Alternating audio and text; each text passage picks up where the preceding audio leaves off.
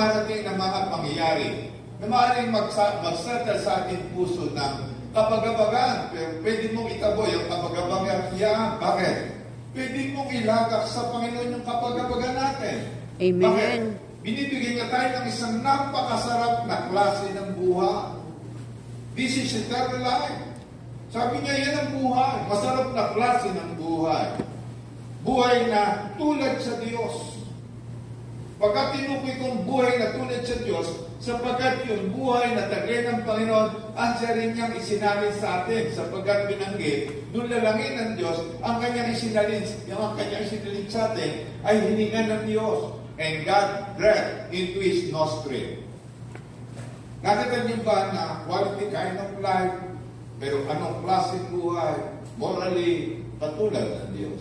Spiritually, ipinagagamit, pinagdadali ng Diyos ang kanyang eternal attribute na magagamit natin dito sa eternal life na ito. Yung kanyang power, ibibigay niya ito. Pagagamit niya ito sa pamamagitan ng Holy Spirit.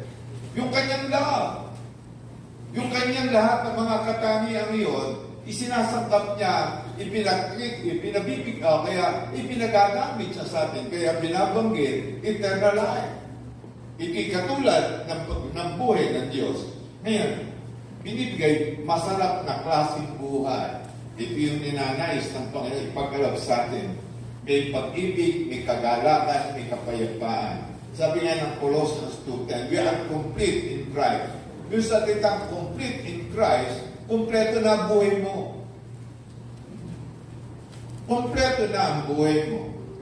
Ngayon, binabanggit natin na itong buhay nito, kaloob ito ng Diyos. Napakagandang kaloob ito ng Diyos. Kanino ito ay binibigay ng Diyos sa taong namatay spiritually.